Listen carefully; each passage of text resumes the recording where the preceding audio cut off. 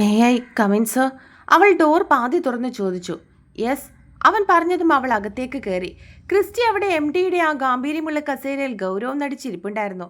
എന്താ ഋഷു മിസ്, ഇന്ന് സ്കൂളിലെത്താൻ ഇത്ര താമസം? 9:30 ബെല്ലടിച്ചിട്ടാണോ മിസ് ഇങ്ങോട്ട് എഴുന്നള്ളുന്നത്? ടൈം മാനേജ്മെന്റ് എന്നതൊരു ടീച്ചർക്ക് ഏറ്റവും അനിവാര്യമായ കാര്യമാണെന്ന് അറിയില്ലേ? മേശപ്പുറത്തിരുന്ന ഫയലിലേക്ക് നോക്കിക്കൊണ്ട് അവൻ ഗൗരവത്തോടെ അവളോട് ചോദിച്ചു. എനിക്ക് സ്വന്തമായിട്ട് കാറും ഡ്രൈവറും ഒന്നുമില്ല സർ. ഋഷു അവനെ നോക്കിക്കൊണ്ട് പറഞ്ഞു. അത് കേട്ടതും അവൻ തലയുയർത്തി അവളെ രൂക്ഷമായി ഒന്ന് നോക്കി. ഞാൻ വന്നത് കാറിലൊന്നും അല്ല, സാധാരണക്കാരായ ആളുകൾ കയറുന്ന KSRTC ബസ്സിലാ. ബസ് ലേറ്റായാൽ ഞാനും ലേറ്റാകും. അല്ലാതെ എനിക്ക് വണ്ടിയും എടുത്ത് രാവിലെ തന്നെ ആളുകളുടെ വീട്ടിലേക്കൊന്നും പോകാൻ പറ്റില്ലല്ലോ. അവൻ നോക്കുന്നത് കണ്ട് അവൾ വീണ്ടും പറഞ്ഞു. വീട്ടിലേക്ക് പോകാൻ പറ്റില്ലല്ലോ എന്ന് അവൾ എടുത്തു പറഞ്ഞപ്പോൾ ക്രിസ്റ്റിക്കുള്ളിൽ ചിരി പൊട്ടി വന്നു. ഇന്നലെ രാത്രി താൻ അവളുടെ മതിൽ ചാടിയ കാര്യം തന്നെയാണ് അവൾ ഓർമ്മിപ്പിക്കുന്നതെന്ന് അവന് കൃത്യമായിട്ട് മനസ്സിലായി. ചിരി പുറത്ത് കാണിക്കാതിരിക്കാൻ അവൻ ചുണ്ടുകൾ കടിച്ചു പിടിച്ച് വീണ്ടും ഗൗരവം വരുത്തി. ബസ് ലേറ്റ് ആവുന്നതൊന്നും ഒരു എക്സ്ക്യൂസ് അല്ല. ബസ്സിലാണ് വരുന്നതെങ്കിൽ നേരത്തെ വീട്ടിൽ നിന്ന് ഇറങ്ങാൻ നോക്കണം. ഇനിയും ഇത് ആവർത്തിച്ചാൽ എനിക്ക് ഇതിനെതിരെ ആക്ഷൻ എടുക്കേണ്ടി വരും. ക്രിസ്റ്റി ശബ്ദം കടുപ്പിച്ചു പറഞ്ഞു. ഇനി ആവർത്തിക്കില്ല സർ. ആക്ഷൻ എടുക്കാൻ മാത്രമുള്ള തെറ്റൊന്നും ഞാൻ ചെയ്തിട്ടില്ല. ഞാൻ എൻ്റെ ഡ്യൂട്ടി കൃത്യമായിട്ട് ചെയ്യാൻ തന്നെയാണ് ഇങ്ങോട്ടേക്ക് വരുന്നത്. അവളുടെ ആ നിൽപ്പ് കണ്ടപ്പോൾ ക്രിസ്റ്റിക്കാകെ പാവം തോന്നി. ശരി, തൽക്കാലം ക്ലാസ്സിലേക്ക് പൊയ്ക്കോ. അവൻ ഫയൽ അടച്ചു വെച്ച് പതുക്കെ പറഞ്ഞു. ഋഷു അവനെ ഒന്ന് കനപ്പിച്ച് നോക്കിയതിനു ശേഷം തിരിഞ്ഞു നടന്നു. അവൾ പുറത്തേക്ക് ഇറങ്ങി വാതിലടച്ചതും ക്രിസ്റ്റി കസേരയിലേക്ക് ചാരിയിരുന്ന് ശബ്ദമില്ലാതെ പൊട്ടിച്ചിരിച്ചു. എൻ്റെ കാന്താരി, നിനക്ക് ഞാൻ വെച്ചിട്ടുണ്ടടി. നീ വൈകിട്ട് സ്കൂൾ കഴിഞ്ഞ് ഇറങ്ങിക്കോ. അപ്പം തരാം നിനക്ക് ഞാൻ സർപ്രൈസ്. ഇന്നലത്തെ നിന്റെ പ്രാങ്കിനും നീ ഇപ്പം തന്ന മറുപടിക്കും വൈകിട്ട് ഞാൻ പലിശ സഹിതം വീട്ടും. അവൻ ജനലിലൂടെ പുറത്തേക്ക് പോകുന്ന അവളുടെ ആ ദേഷ്യം നിറഞ്ഞ നടത്തം നോക്കിക്കൊണ്ട് മനസ്സിൽ പറഞ്ഞു. വൈകിട്ട് ഹോസ്പിറ്റലിൽ. വൈകുന്നേരത്തോടെ ഹോസ്പിറ്റലിലെ എല്ലാ ഡിസ്ചാർജ് നടപടികളും പൂർത്തിയാക്കിയിരുന്നു. ആദത്തെയും മമ്മിയും കൂട്ടിക്കൊണ്ടു പോകാൻ അവരുടെ ഡ്രൈവർ കാറുമായിട്ടും എത്തിയിരുന്നു. സാധനങ്ങളെല്ലാം വണ്ടിയിലേക്ക് എടുത്തു വെച്ച് അവർ വീട്ടിലേക്ക് പോകാനായി കാറിലേക്ക് കയറി. വണ്ടി ഹോസ്പിറ്റലിന്റെ ഗേറ്റ് കടന്ന് മെയിൻ റോഡിലേക്ക് പ്രവേശിച്ചപ്പോഴാണ് ആദത്തിന്റെ കണ്ണുകൾ റോഡരികിലെ ബസ് സ്റ്റോപ്പിലേക്ക് പറഞ്ഞത്. അവിടെ ബസ് കാത്ത് നിൽക്കുകയായിരുന്നു മിസ്ബ. ആദം, മോള് വീട്ടിലേക്ക് പോകാൻ ബസ് കാത്ത് നിൽക്കുമായിരിക്കും. നമുക്ക് അവളെ വീട്ടിലേക്ക് കൊണ്ടാക്കിയിട്ട് പോയാലോ? അവളുടെ വീട്ടുകാരെ ഒന്ന് കാണാലോ. മമ്മി കാറിൽ ഇരുന്നുകൊണ്ട് പറഞ്ഞു. ചേട്ടാ, വണ്ടി ഒന്നാ ബസ് സ്റ്റോപ്പിന്റെ അവിടെ ഒതുക്കി നിർത്തിയേ. ആദം പെട്ടെന്ന് അയാളെ നോക്കി പറഞ്ഞു. വണ്ടി മിസ്ബയുടെ തൊട്ടു മുന്നിലായി വന്നു നിന്നു. തൻ്റെ മുൻപിൽ കൊണ്ടുവന്ന ഒരു കാറ് നിർത്തിയതും അവൾ സംശയത്തോടെ ആ കാറിലേക്ക് നോക്കി. പെട്ടെന്ന് കാറിൻ്റെ ഗ്ലാസ് താഴ്ന്നു. കാറിലുള്ള ആദത്തെയും മമ്മിയും കണ്ട് മിസ്ബ ആദ്യം ഒന്ന് ഞെട്ടി. പിന്നെ അവരെ നോക്കി ഒന്ന് പുഞ്ചിരിച്ചു. മിസ്ബ, വാ കയറ്, ഞങ്ങൾ വീട്ടിൽ കൊണ്ടാക്കാം. കാറിൻ്റെ ഗ്ലാസ് താഴ്ത്തി ആദം അവളെ നോക്കി വിളിച്ചു. വേണ്ട, ഞാൻ ബസ്സിൽ പോയിക്കോളാം. എൻ്റെ ബസ് ഇപ്പം വരും. അവൾ അത് നിരസിച്ചുകൊണ്ട് പറഞ്ഞു. വാ മോളെ, ഇത്രയും വൈകിയില്ലേ, ഞങ്ങൾ കൊണ്ടാക്കാം. വാ കയറ്, മമ്മിയും സ്നേഹത്തോടെ നിർബന്ധിച്ചു. ഒരുപാട് തവണ അവർ രണ്ടുപേരും സ്നേഹത്തോടെ നിർബന്ധിച്ച് പറഞ്ഞപ്പോൾ അവിടെ കൂടുതൽ സംസാരിച്ച് നിൽക്കുന്നത് ശരിയല്ലെന്ന് കരുതി വേറെ നിവർത്തിയില്ലാതെ മിസ്ബ പതുക്കെ കാറിന്റെ പിൻസീറ്റിലേക്ക് കയറിയിരുന്നു. മമ്മി അവളോട് സ്നേഹത്തോടെ ഓരോന്ന് ചോദിച്ചു. അതിനൊക്കെ അവൾ മറുപടി പറയുന്നുണ്ടെങ്കിലും അവളുടെ ഉള്ളിൽ വല്ലാത്തൊരു ആദിയും പരിഭ്രമവും ഒക്കെ തോന്നി. ഇന്ന് രാവിലെ അവരോട് താൻ പറഞ്ഞത് കള്ളമായിരുന്നു. ഇപ്പോൾ വീട്ടിലേക്ക് വരുമ്പോൾ അവർ സത്യങ്ങളൊക്കെ അറിയുമെന്ന് അവൾ ഭയപ്പെട്ടിരുന്നു. ഇവിടെ വിട്ടാൽ മതി, ഞാൻ നടന്നു പോയിക്കോളാം. അവളുടെ വീടിൻ്റെ അടുത്തുള്ള വഴിയിലെത്തിയതും അവൾ അവരെ നോക്കി പറഞ്ഞു. ആ, അത് കൊള്ളാം. ഇവിടെ വരെ കൊണ്ടാക്കിയിട്ട് പോവാനോ? മോളെ ഞങ്ങൾ മോടെ വീട്ടിൽ കൊണ്ട് ഇറക്കിയിട്ടേ പോന്നുള്ളൂ. മമ്മി ചിരിച്ചുകൊണ്ട് അവളോട് പറഞ്ഞു. സ്നേഹം ചിലപ്പോൾ വീർപ്പ് മുട്ടിക്കുമെന്ന് പറയുന്നത് ഇതാണോ എന്ന് പോലും അവൾ ആ നിമിഷം ചിന്തിച്ചു. അവർ തന്നോട് ഇങ്ങനെ പെരുമാറുന്നതും സംസാരിക്കുന്നതും ഒക്കെ സ്നേഹം കൊണ്ടാണ്. എന്നാൽ ആ സ്നേഹമൊക്കെ തനിക്കൊരു ബാധ്യത പോലെയാണ് ഈ നിമിഷം തോന്നുന്നതെന്ന് അവൾ ചിന്തിച്ചിരുന്നു. അവൾ പറഞ്ഞ വഴിയിലൂടെ വണ്ടി ഒടുവിൽ അവളുടെ വീട്ടുപടിക്കൽ വന്നു നിന്നു. വളരെ ലളിതമായൊരു കൊച്ചു വീടായിരുന്നു അത്. ഇതാണോ വീട്? അവളുടെ വീട് കണ്ടത് മാധം സംശയത്തോടെ അവളോട് ചോദിച്ചു. കാരണം അവനൊരിക്കലും അവൾ അങ്ങനെ ഒരു വീട്ടിലെ കുട്ടിയായിരിക്കുമെന്ന് മാധം ഒരിക്കലും പ്രതീക്ഷിച്ചിട്ടുണ്ടായിരുന്നില്ല. മിസ്ബ വണ്ടിയിൽ നിന്നും ഇറങ്ങി അവർക്ക് നന്ദി പറയാൻ തുടങ്ങുമ്പോഴാണ് ഉള്ളിൽ നിന്നും ഒരു കൊച്ചു പെൺകുട്ടി ഇറങ്ങി വരുന്നത് അവർ കണ്ടത്. മമ്മി! അവൾ ഓടി വന്ന് മിസ്ബയുടെ കാലിൽ പിടിച്ചു. മമ്മിയും മാധവും അത്ഭുതത്തോടെ ആ കുഞ്ഞിനെ നോക്കി. ഇതാരാ മോളെ? മമ്മി സംശയത്തോടെ ചോദിച്ചു. ഇത് എൻ്റെ കുഞ്ഞാ, എൻ്റെ മോള്. അവൾ അവരെ നോക്കി മറുപടി പറഞ്ഞതും മിസ്ബ വിവാഹം കഴിച്ചതാണെന്നും അവൾക്കൊരു കുഞ്ഞുണ്ടെന്നുള്ളതും അവരെ ഞെട്ടിച്ചിരുന്നു. മോളെ, നീ എന്തൊക്കെയാ പറയുന്നേ? നിന്റെ വിവാഹം കഴിഞ്ഞതാണോ? അപ്പം നിന്റെ ഭർത്താവ്? എന്നിട്ട് ഇങ്ങനൊരു കുഞ്ഞിൻ്റെ കാര്യം നീ പറഞ്ഞില്ലല്ലോ. രാവിലെ ഞങ്ങൾ ചോദിച്ചപ്പോൾ പോലും വിവാഹം കഴിഞ്ഞതാണെന്ന് എന്നോട് പറഞ്ഞില്ലല്ലോ മോളെ, മമ്മി ചോദിച്ചു. ആൻറ്റി, എന്നോട് ക്ഷമിക്കണം. എനിക്ക് വേറെ നിവൃത്തിയില്ലാഞ്ഞിട്ടാ ഞാൻ കള്ളം പറഞ്ഞത്. ഞാനും കുഞ്ഞും ഇവിടെ പേടിച്ചാ കഴിയുന്നേ. എപ്പോൾ വേണമെങ്കിലും അയാൾ ഞങ്ങളെ തിരക്കി വരും. അതും പറഞ്ഞ് അവളുടെ ജീവിതത്തിലുണ്ടായിരുന്ന സംഭവം മുഴുവൻ രണ്ടുപേരോടും അവൾ പറഞ്ഞു. അത് കേട്ടതും അവർക്ക് രണ്ടുപേർക്കും വല്ലാത്ത സങ്കടം തോന്നി അവളുടെ കാര്യത്തിൽ. മോൾ ഇങ്ങ് വന്നേ, അമ്മച്ചി ചോദിക്കട്ടെ. കുഞ്ഞിനെ അവൻ്റെ മമ്മി വിളിച്ചു. അവരങ്ങനെ വിളിക്കുന്നത് കേട്ടതും കുഞ്ഞ് മിസ്ബയുടെ മുഖത്തേക്ക് നോക്കി. അവൾ പൊയ്ക്കൊള്ളാൻ കണ്ണുകൊണ്ട് പറഞ്ഞതും കുഞ്ഞ് അവരുടെ അടുത്തേക്ക് നടന്നു. മോളുടെ പേരെന്താ? മമ്മി വാത്സല്യത്തോടെ കുഞ്ഞിന്റെ നെറുകയിൽ തലോടി ചോദിച്ചു. അന്ന. അവൾ മറുപടി പറഞ്ഞു. മോൾ ഇവിടെ ഉണ്ടെന്നുള്ള കാര്യം ഞങ്ങൾക്ക് അറിയില്ലായിരുന്നു. കൊച്ചിന് കൊടുക്കാൻ ഒന്നുമില്ലല്ലോ ആദം. അവർ ആദത്തിനോടായി പറഞ്ഞു. അവനാണെങ്കിൽ മിസ്ബ വിവാഹം കഴിച്ചിട്ടുണ്ടായിരുന്നു, അവൾക്കൊരു കുഞ്ഞുണ്ടായിരുന്നു എന്നുള്ള ഞെട്ടലിലായിരുന്നു. അടുത്ത തവണ വരുമ്പോൾ മോക്ക് മിഠായിയൊക്കെ വാങ്ങിക്കൊണ്ടുവരാട്ടോ. മമ്മി കുഞ്ഞിനെ ചുംബിച്ചുകൊണ്ട് പറഞ്ഞതും അവളും ഒരു ചിരിയോടെ തലയാട്ടി. ശരി മോളെ, എങ്കിൽ പോട്ടെ, പിന്നീട് ഒരിക്കൽ വരാം. മമ്മി അവളോട് യാത്ര പറഞ്ഞതും അവളും പതിയെ തലയാട്ടി. ശേഷം അവൾ അവൻ്റെ മുഖത്തേക്ക് നോക്കി. മൗനമായി അവനോടും യാത്ര പറഞ്ഞു. അവരുടെ കാർ മിസ്ബയുടെ വീട്ടുപടിക്കൽ നിന്നും പോകുന്നത് വരെ അവൾ നോക്കി നിന്നു. അതാരാ മമ്മി? അവർ പോയതും കുഞ്ഞ് സംശയത്തോടെ അവളോട് ചോദിച്ചു. ഈ 3-4 ദിവസം മമ്മിക്ക് അവരാരൊക്കെയോ ആയിരുന്നു. അവൾ കുഞ്ഞിനെ നോക്കി പുഞ്ചിരിച്ചുകൊണ്ട് പറഞ്ഞു. അത് കേട്ട് അവൾക്കൊന്നും മനസ്സിലായില്ലെങ്കിലും അവൾ തലയാട്ടി. തിരികെയുള്ള യാത്രയിൽ കാറിൽ നിശബ്ദതയായിരുന്നു. ആദത്തിന്റെ മുഖത്ത് ഗൗരവം തളം കെട്ടി നിന്നിരുന്നു. അവന്റെ ചിന്ത മുഴുവൻ മിസ്ബയുടെയും അന്നയുടെയും നിഷ്കളങ്കമായ മുഖങ്ങളിലായിരുന്നു. ഇത്രയും കാലം ഒരു പെൺകുട്ടി തന്റെ കുഞ്ഞിനെയും കൊണ്ട് ഇത്രയധികം ഭയത്തോടെ ജീവിച്ചുവെന്ന് അവന് വിശ്വസിക്കാനായില്ല. ആ കുട്ടി അവളുടെ നിസ്സഹായാവസ്ഥ നമ്മൾ അറിയാതിരിക്കാൻ വേണ്ടിയാ നമ്മുടെ കൂടെ വരാൻ മടിച്ചതും വഴിയിൽ ഇറക്കി വിടാൻ നമ്മളോട് പറഞ്ഞതുമൊക്കെ.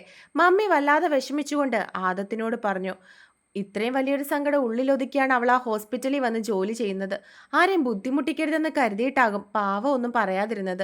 നമ്മളോടൊക്കെ ചിരിച്ച് വർത്തമാനം പറയുന്നുണ്ടെങ്കിലും അവളുടെ മുഖത്ത് വല്ലാത്തൊരു സങ്കടം ഉള്ളതുപോലെ ഞാൻ നിന്നോട് എപ്പോഴും പറയില്ലായിരുന്നോ?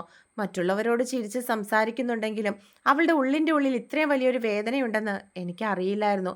മമ്മി പറയുന്നത് കേട്ടതും ആദത്തിനും അത് ശരിയാണെന്ന് തോന്നിയിരുന്നു. അവൾ അവളുടെ നിവർത്തികേട് കൊണ്ടായിരിക്കും കുഞ്ഞിനെ ഒറ്റയ്ക്കാക്കിയിട്ട് അവിടെ ഹോസ്പിറ്റലിൽ വന്ന് ജോലി ചെയ്യുന്നത്. ആ കുഞ്ഞിനെ ഒറ്റയ്ക്കാക്കിയിട്ട് സമാധാനത്തോടെ എങ്ങനെ അവൾ പോയി ജോലി ചെയ്യുന്നു? അവളുടെ അമ്മ ഒരുപക്ഷെ കൂടെ ഉണ്ടായിരുന്നുവെങ്കിൽ ആ കുഞ്ഞിനെ ഏൽപ്പിച്ചിട്ട് ധൈര്യമായിട്ട് ഹോസ്പിറ്റലിലേക്ക് പോകായിരുന്നു. പാവം കുട്ടി ഒരുപാട് അനുഭവിച്ചു, ഇപ്പോഴും അനുഭവിച്ചുകൊണ്ടിരിക്കുന്നു. എന്തോ അവളുടെ കാര്യം ഓർക്കുമ്പോൾ മനസ്സിന് വല്ലാത്തൊരു സങ്കടം തോന്നുന്നു മോനെ, അവർ വിഷമത്തോടെ തൻ്റെ മകനോട് പറഞ്ഞു. ആദവും ഒരു നിമിഷം ഇതൊക്കെ തന്നെയായിരുന്നു ആലോചിച്ചുകൊണ്ടിരുന്നത്. മിസ്ബയുടെ ഭാഗത്തു നിന്നും ചിന്തിച്ചപ്പോൾ അവളോടൊരു ബഹുമാനവും അതോടൊപ്പം വല്ലാത്തൊരു സഹതാപവും അവൻ്റെ ഉള്ളിൽ നിറഞ്ഞു. അതേസമയം വൈകുന്നേരം സ്കൂളിൽ 4ന്റെ ബെല്ലടിച്ചതും ഋഷു ബാഗും എടുത്ത് വേഗം താഴേക്കിറങ്ങി. ക്രിസ്റ്റി മിണ്ടാത്തത് കൊണ്ട് തന്നെ അവൻ വീട്ടിലേക്ക് കൊണ്ടാക്കില്ല എന്ന് അവൾക്ക് നല്ല ഉറപ്പായിരുന്നു. അതുകൊണ്ട് തന്നെ ബസ് മിസ്സായി പോകുന്നതിന് മുൻപ് അവൾ താഴേക്കിറങ്ങി ചെന്നതും അവിടെ ഗേറ്റിന്റെ അടുത്തായിട്ട് അവൻ്റെ കാറിനോട് ചാരി നിന്ന് ഏതോ ടീച്ചറിനോട് സംസാരിക്കുന്ന ക്രിസ്റ്റിയാണ് അവൾ കണ്ടത്. അതാരാണെന്ന് അറിയാൻ വേണ്ടിയിട്ട് അവൾ കുറച്ച് മുൻപിലേക്ക് നടന്നതും ഇന്ന് പുതുതായി ജോയിൻ ചെയ്ത ജെനി എന്ന പേരുള്ള ഒരു ടീച്ചറായിരുന്നു. ക്രിസ്റ്റിയാണെങ്കിൽ അവരോട് ചിരിച്ചും കളിച്ചും ഒക്കെ വർത്തമാനം പറയുന്നുണ്ട്. അവരും തിരികെ ക്രിസ്റ്റിയുടെ കയ്യിൽ അടിക്കുകയും മറ്റും ചെയ്യുന്നുണ്ട്. നേരത്തെ പരിചയമുള്ളതുപോലെയാണ് അവർ രണ്ടുപേരും നിന്ന് സംസാരിക്കുന്നതെന്ന് അവൾക്ക് തോന്നി. ജെനി ടീച്ചറാണെങ്കിൽ കല്യാണം കഴിച്ചിട്ടില്ല എന്ന് ആരോ പറയുന്നത് അവൾ കേട്ടിരുന്നു. നീ പോന്നില്ലേ? അവളെ കണ്ടതും ആതിര അവളുടെ അടുത്തേക്ക് വന്ന് ചോദിച്ചു. ക്രിസ്റ്റിയുടെ കൂടെ എന്നും പോവുകയും വരികയും ചെയ്യുന്നത് കൊണ്ട് ആതിര അവളെ കാത്തു നിൽക്കുകയൊന്നും ചെയ്യില്ലായിരുന്നു. തങ്ങൾക്കിടയിലുള്ള പിണക്കം ആതിര അറിയാതിരിക്കാൻ വേണ്ടിയിട്ടാണ് അവൾ പെട്ടെന്ന് തന്നെ സ്കൂളിൽ നിന്നും ഇറങ്ങിയത്. എന്നാൽ ക്രിസ്റ്റിയും ജെനിയും സംസാരിച്ച് നിൽക്കുന്നത് കണ്ട് പിച്ചിട്ടതുപോലെയാണ് അവൾ അവിടെ നിന്നത്. അത് അത് പോന്നുണ്ടടി, ഇച്ചാൻ അവിടെ ആരോടോ സംസാരിച്ചുകൊണ്ട് നിൽക്കുക, അതുകൊണ്ടാണ് ഞാൻ. അവളൊന്ന് പുഞ്ചിരിച്ചുകൊണ്ട് ആതിരയോട് പറഞ്ഞു. അതിനിപ്പോൾ എന്താ? അവർ സംസാരിക്കുന്നിടത്ത് നീ ചെല്ലരുതെന്ന് നിന്റെ ഇച്ഛായം പറഞ്ഞിട്ടുണ്ടോ? ആതിര സംശയത്തോടെ അവളോട് ചോദിച്ചു. ഏയ്, അങ്ങനെയൊന്നും പറഞ്ഞിട്ടില്ല. ഞാൻ കരുതി അവർ സംസാരിക്കുകയാണെങ്കിൽ സംസാരിച്ചോട്ടെ എന്ന്. അവൾ ചെറുതായി പുഞ്ചിരിച്ചുകൊണ്ട് വീണ്ടും മറുപടി പറഞ്ഞു. സാറ് പറഞ്ഞിട്ടാ ജെനി ടീച്ചർ ഇവിടെ ജോയിൻ ചെയ്തതെന്ന് രാവിലെ പറയുന്നുണ്ടായിരുന്നു. സാറിൻ്റെ ഒപ്പം പഠിച്ചതാ. നിന്നോട് സാറൊന്നും പറഞ്ഞില്ലേ? ആതിര സംശയത്തോടെ അവളെ നോക്കി. ആ പറഞ്ഞിരുന്നു, എനിക്കറിയാം ഇച്ചാൻ്റെ കൂടെ പഠിച്ചതാണെന്ന്. അവൾ പെട്ടെന്ന് നാവൽ വന്നൊരു കള്ളത്തരം ആതിരയോട് പറഞ്ഞു. കല്യാണമൊന്നും കഴിച്ചിട്ടില്ല, വേണ്ടെന്നൊക്കെയാ പറയുന്നേ. സ്റ്റാഫ് റൂമിൽ വെച്ച് സംസാരിച്ച കൂട്ടത്തിൽ പറഞ്ഞതാട്ടോ. അപ്പോൾ ക്ലാസ് എടുക്കാൻ പോയിരിക്കുകയായിരുന്നു നീ. ഞങ്ങളുമായിട്ട് പരിചയപ്പെട്ടു.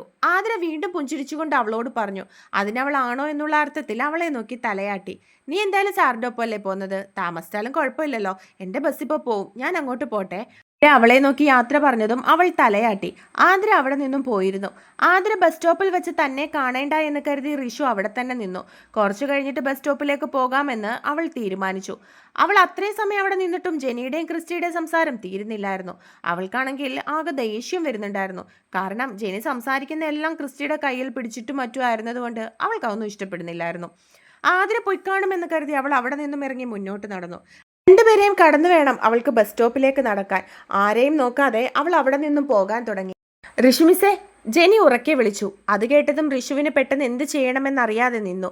പിന്നെ തിരിഞ്ഞ് ജെനിയുടെ മുഖത്തേക്ക് നോക്കി. ഇങ്ങോട്ട് വന്നേ. ജെനി അവളെ അവരുടെ അടുത്തേക്ക് വിളിച്ചു. അത് കേട്ടതും അവൾ ആദ്യം നോക്കിയത് ക്രിസ്റ്റിയുടെ മുഖത്തേക്കാണ്. ജെനിയോട് സംസാരിച്ചുകൊണ്ട് നിന്ന അതേ പുഞ്ചിരിയോടെ തന്നെ അവനും അവളുടെ മുഖത്തേക്ക് നോക്കി.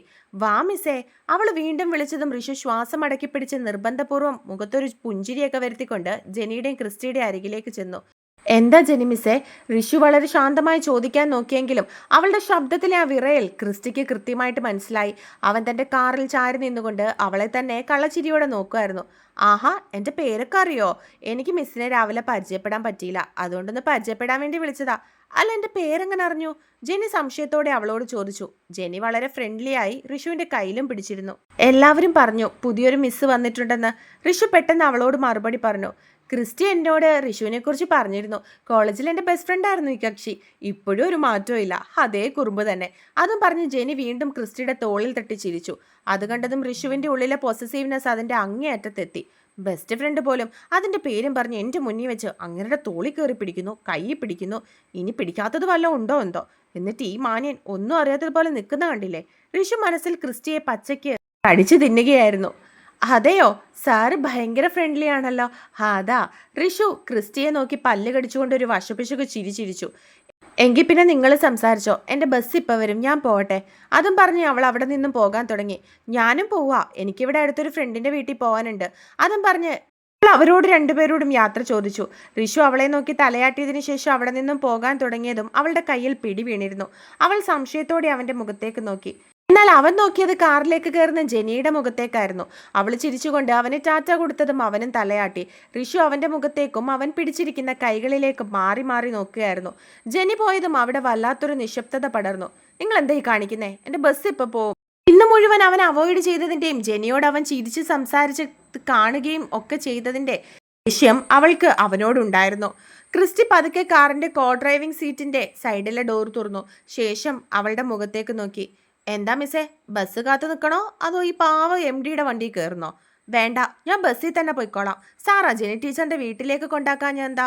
അവിടെ വലിയ ചിരിയും കളിയൊക്കെ ആയിരുന്നല്ലോ. കയ്യിലൊക്കെ തൊട്ടുള്ള സംസാരം കണ്ടപ്പോഴേ എനിക്ക് പലതും മനസ്സിലായി. അവൾ പിണങ്ങി തിരിഞ്ഞു നടക്കാൻ വേണ്ടി നോക്കി. അവളുടെ ആ ജലസി കണ്ടതും ക്രിസ്റ്റിക്കുള്ളിൽ വല്ലാത്തൊരു സന്തോഷവും പ്രണയവും ഒക്കെ തോന്നി. ഡി കാന്താരി, ക്രിസ്റ്റി ശബ്ദം താഴ്ത്തി അവളുടെ കണ്ണുകളിലേക്ക് നോക്കി പറഞ്ഞു. അവൾ ദേഷ്യത്തോടെ അവൻ്റെ മുഖത്തേക്ക് നോക്കി. അവൾ എൻ്റെ കൂടെ പഠിച്ചതാ, അല്ലാതെ എൻ്റെ മനസ്സിലൊന്നും അവളില്ല. എൻ്റെ മനസ്സിൽ ഈ ഒരൊറ്റ പെണ്ണേ ഉള്ളൂ, അത് നീ മാത്ര. നിന്റെ ഈ കുശുമ്പ് കാണാൻ വേണ്ടി തന്നെയാ ഞാൻ അവിടെ നിന്ന് സംസാരിച്ചത്. ഇനി കൂടുതൽ സീനൊന്നും ഉണ്ടാക്കാതെ വണ്ടി കയറിക്കോ. അവൻ്റെ ആ പ്രണയ ഡയലോഗ് കേട്ടതും ഋഷുവിൻ്റെ സങ്കടമെല്ലാം പമ്പ കടന്നു. എങ്കിലും നാണം മറയ്ക്കാൻ അവൾ ചുണ്ടുകൾ മലർത്തി അവനെ ഒന്ന് നോക്കി. കയറടി. അവൻ വീണ്ടും പറഞ്ഞതും ഇത്രയും നേരം മുഖം വീർപ്പിച്ചുകൊണ്ടിരുന്ന അവളുടെ ബലൂൺ പോലെ വീർത്ത മുഖം സൂചി കൊണ്ട് കുത്തിയതുപോലെ കാറ്റഴിഞ്ഞു പോയി. ചമ്മലുണ്ടായിരുന്നുവെങ്കിലും അതൊക്കെ മറയ്ക്കാൻ അവനെ നോക്കി ഒന്ന് ഇളിച്ചു കാണിച്ചതിന് ശേഷം അവൾ അവിടേക്ക് കയറി ഡോറടച്ചു.